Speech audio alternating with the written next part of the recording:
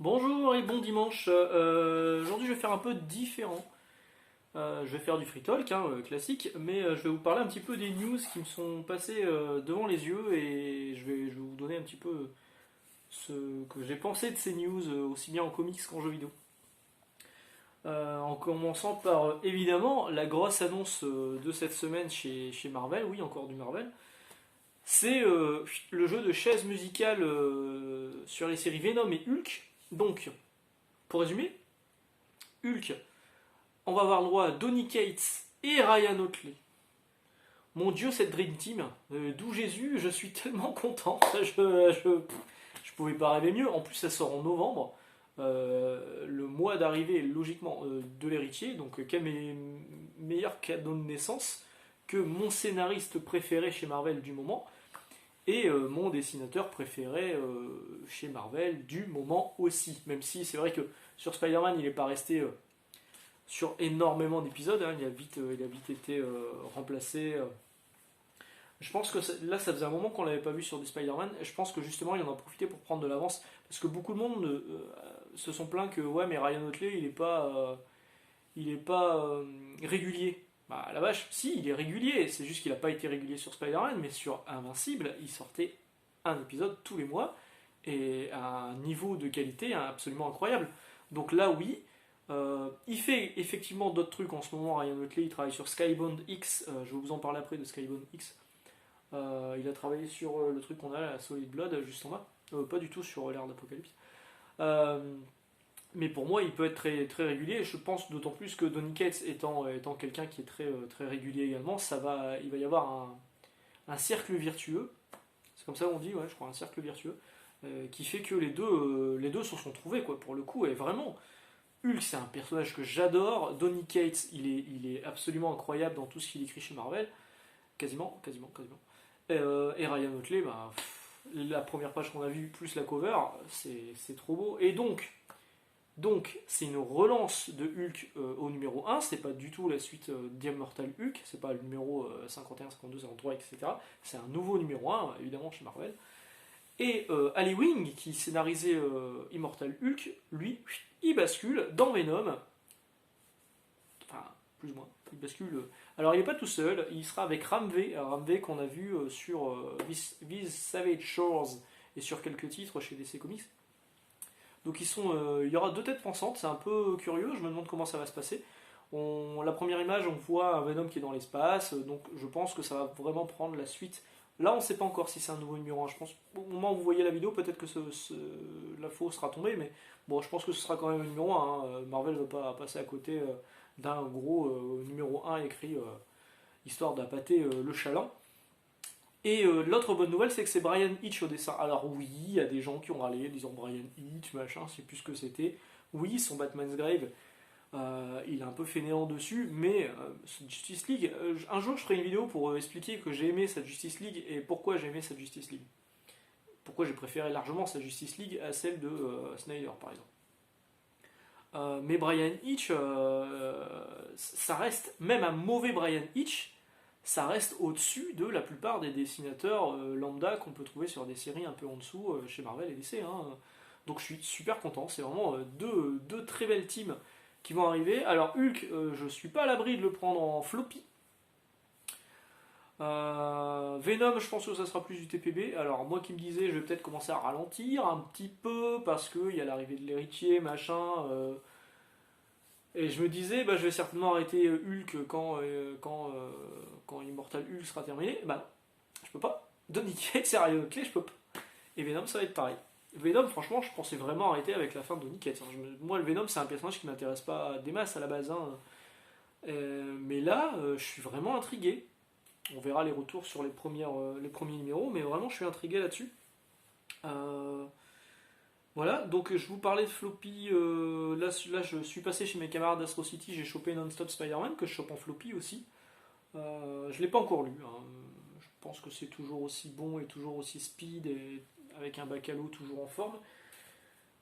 Ça, c'est pour les achats de la semaine. Donc j'ai acheté celui-ci, j'ai acheté Batman Death Metal, que je suis en train de lire. Je suis en train de me faire chier.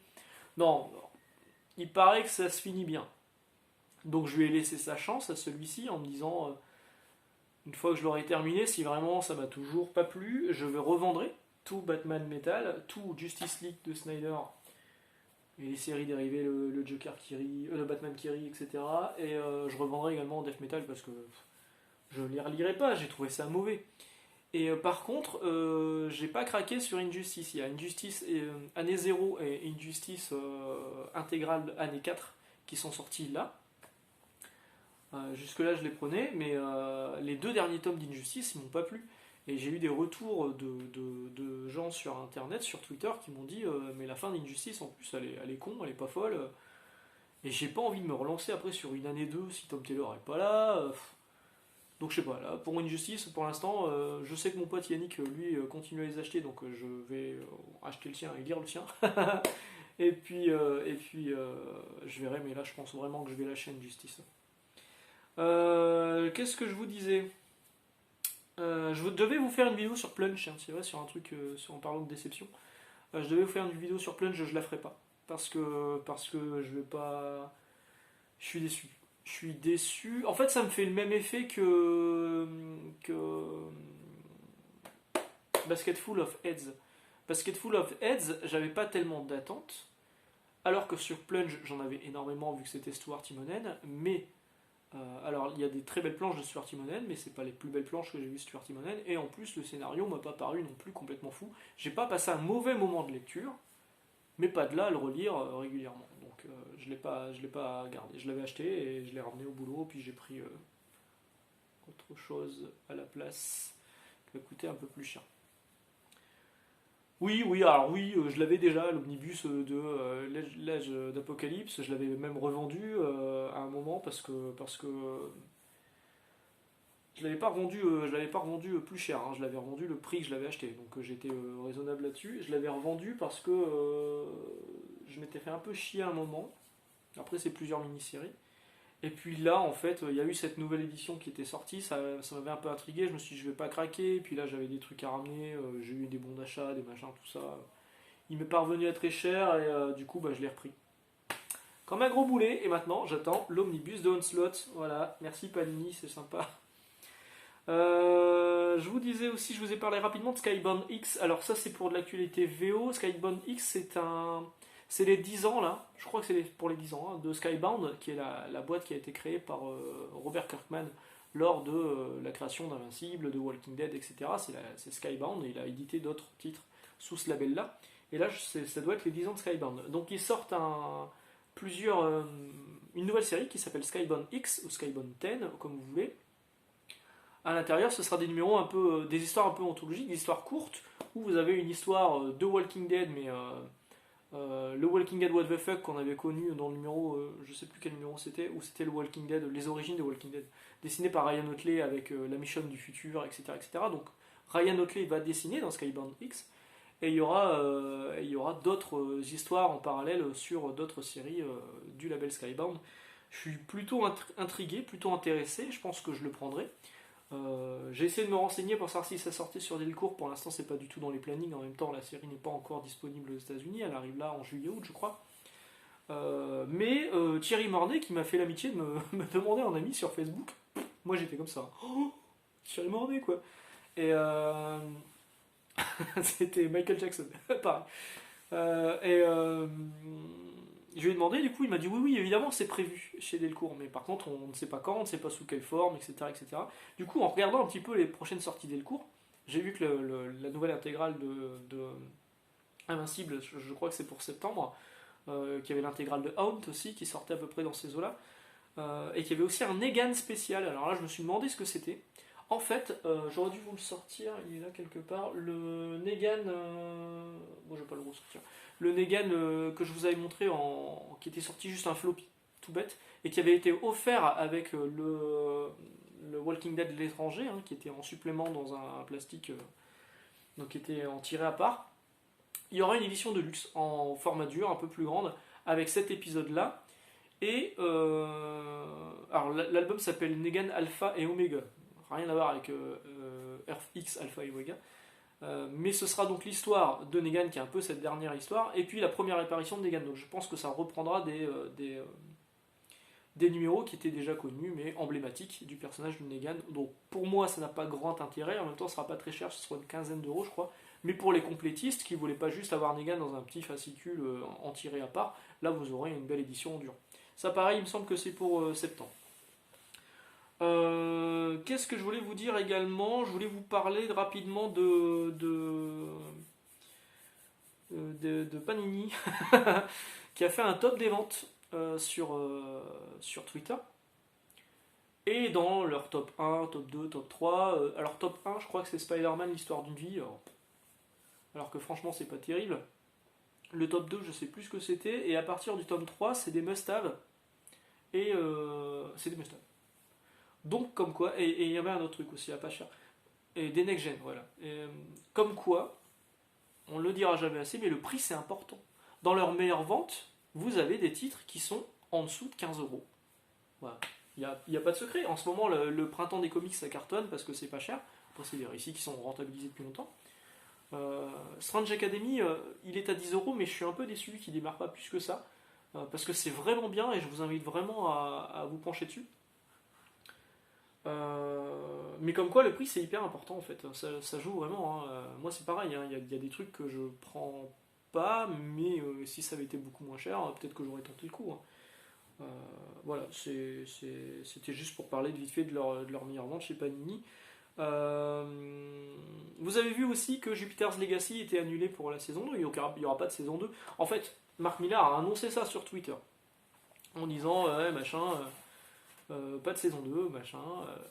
On a su en plus que les acteurs étaient libérés de toute obligation contractuelle, parce qu'en général, les acteurs sur une série télé signent pour plusieurs saisons. Là, Netflix a dit non, mais c'est bon, en fait, vous n'êtes pas obligé de rester, hein, faut pas rester là, faut y aller. Hein. Il y a des trucs, il y a des mecs habillés en Power Ranger, en méchant de Power Ranger à aller tabasser sur le plateau d'à côté. Donc, pas de saison 2 pour Jupiter's Legacy. En même temps, est-ce que c'est surprenant vu la qualité de la série? Moi, franchement, j'ai pas aimé. Je sais que certains l'ont défendu bec et ongle, alors que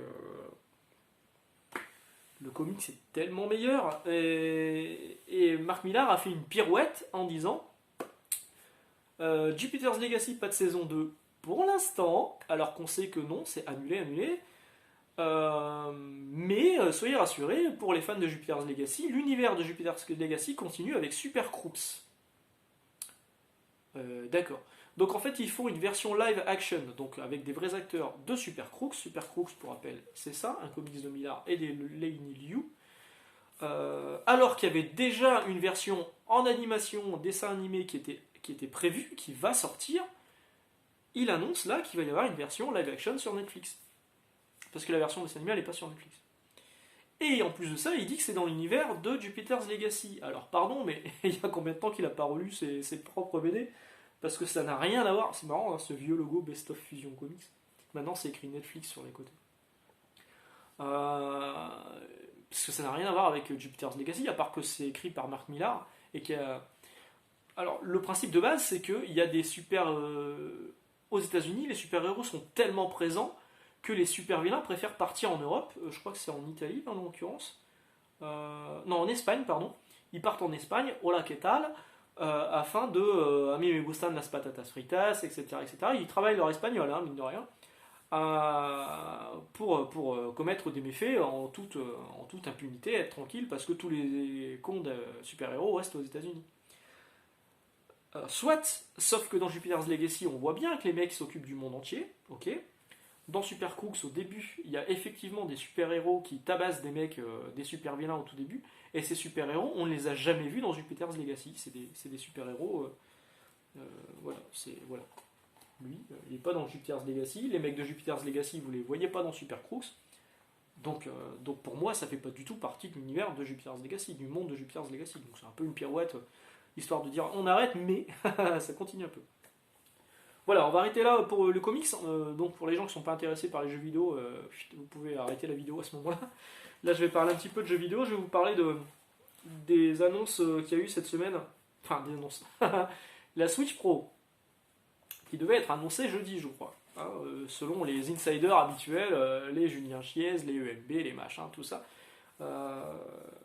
Moi, je sais, je pense vraiment hein, que c'est Comme d'habitude, en fait, c'est des développeurs connus, des insiders du milieu qui travaillent dans le milieu du jeu vidéo, qui donnent des infos, des informations comme ça, des fake news, comme on dit, juste pour, autour de la machine à café, parier sur jusqu'où ça peut aller. Il suffit de dire qu'à un certain JC que la Switch Pro va être annoncée cette semaine, qu'il va en faire 14 vidéos, que ça va être repris par les autres copiés clones qu'il a autour de lui, et que ça va être repris par les journalistes qui ne vérifient jamais leurs sources, comme jeuxvideo.com, comme la plupart des sites de jeux vidéo français, hein, et ça c'est hyper triste. Les mecs se disent journalistes, mais copier-coller un truc écrit en anglais, juste faire une traduction en rajoutant un truc faussement cool histoire de faire James, c'est pas ce que j'appelle du journalisme. Il y a un moment on vérifie ses sources. Et donc, ça, ni une ni deux, ça va pas louper. Il n'y a pas eu de Switch Pro qui aurait été annoncé cette semaine. Alors, ça va peut-être arriver effectivement dans les semaines qui arrivent parce qu'il y a le 3 qui a les 3 virtuels. Et il y a un gros Nintendo Direct qui arrive dans 2 semaines, je crois. Donc, peut-être que ça sera annoncé à ce moment-là. Mais l'histoire de. Petite info en exclusivité, mais juste pour toi. Ça sort cette semaine. Non. Non. Par contre, ils sont pas passés à côté de la grosse annonce, la grosse news, c'est l'arrivée d'un musée Nintendo au Japon. Et là, le seul qui en ait vraiment bien parlé, c'est Florent Gorge de Omake Books, l'ami Florent Gorge, qui a bien expliqué que c'était vraiment un truc mais exceptionnel. Nintendo, depuis quelques années, s'ouvre à énormément de choses. Il va y avoir un film avec Illumination qui avait fait Les Mignons et Moi Moche et Méchant. Il y a le parc Universal, il y a les produits dérivés, le Nintendo World qui a ouvert à Osaka et qui a ouvert à New York. Enfin, on sent que Nintendo reprend contrôle de ses franchises, n'a plus honte du tout de gagner de l'argent avec des produits dérivés. Et du coup, là, il va y avoir un vrai musée Nintendo qui va se faire au Japon. Et là, j'ai qu'une hâte. Alors, c'est pour 2023-2024. Moi, j'ai qu'une hâte, c'est d'y aller. Hein. De toute façon, déjà là, j'ai envie de retourner au Japon. Mais ouais, c'est direct. J'y vais direct. Donc ça c'était pour les news Nintendo de la semaine. Et il y a aussi un truc qui a fait un peu polémique cette semaine, c'était l'annonce que God of War n'est plus exclusivité PS5. Alors là on les a vus, hein, les youtubeurs gaming avec les photos comme ça là. Oh mon dieu, perte de l'exclusivité, donc si t'es un peu concon tu dis oh quoi, comment ça arrive sur Xbox? Non, c'est juste que ça passe en cross-gen en fait, c'était plus ou moins, ça n'a jamais été vraiment annoncé. Hein. C'était plus ou moins exclusivité PlayStation 5. Mais ça sort aussi sur PS4. Ce qui est pour moi une bonne nouvelle en fait, parce qu'il y a quand même un parc installé énorme de PS4, il y a beaucoup de joueurs frustrés qui ne peuvent pas avoir la PS5, et encore une fois aujourd'hui si vous voulez une PS5, inscrivez-vous sur les files d'attente, les listes dans les boutiques, parce que c'est le seul moyen d'en avoir une aujourd'hui, vous n'arriverez jamais dans un magasin en la voyant, en la prenant dans l'Orient. Pour l'instant c'est pas du tout à l'ordre du jour. Donc c'est une bonne nouvelle que God of War ait Gran Turismo. Bon, moi Gran Turismo je m'en fous un peu. Quoique je dis ça maintenant, mais un jour de dalle je serais pas à l'abri de l'acheter. Et c'est une bonne nouvelle pour moi. Alors oui, voilà, moi j'ai une PS5, j'aimerais y avoir des jeux exclusifs PS5. Il y en a, il y a Returnal, il y a Ratchet & Clank la semaine prochaine. Ça va, il y a quand même des trucs. Et puis ça va pas faire, votre jeu va pas être moins beau sur PS5 parce qu'il est aussi prévu sur PS4. Sur PS4, il sera sans doute un peu moins beau, la distance d'affichage sera moins belle, il sera en 30 fps, il sera pas en 60, il sera pas en 4K, il sera en 1080, les temps de chargement seront beaucoup plus longs, voilà. Donc vous aurez vraiment la version optimisée. Alors, oui, ce qui a fait polémique, c'est parce que, je crois que c'est Jim Ryan qui avait dit ça. C'est Jim, hein, je sais plus. Ouais, Jim Ryan avait dit ça, nous on croit à la génération, à la différence de génération, et puis finalement, non, tous leurs jeux qui sortent c'est cross-gen parce qu'ils s'étaient foutus de la gueule de Microsoft quand ils avaient annoncé que tous leurs jeux pendant moins de 2 ans sortaient à la fois sur Series X et Series S et sur Xbox One Fat ou Slim. Et puis finalement ils font la même chose. À quelques exceptions près, ils font la même chose. Mais moi encore une fois, aujourd'hui, je suis super content de ma PS5. Enfin, je trouve que c'est une super bécane. Tout comme la Switch. Alors la Switch Pro, est-ce que je craquerai? Je sais pas. Je pense pas. À partir du moment où ça fait tourner les jeux. Bon. Voilà, j'en ai terminé pour aujourd'hui. J'espère que pour vous, cette semaine s'est bien passée. On se retrouvera la semaine prochaine. J'essaie de travailler sur CrossGen. Et puis sur d'autres trucs, comme d'habitude. Et c'est bientôt les vacances que j'aurais bien mérité, hein, mine de rien, parce que j'ai quand même beaucoup travaillé ce début d'année. Je vous souhaite une excellente journée, d'excellente lecture. Et puis à mardi. Ciao.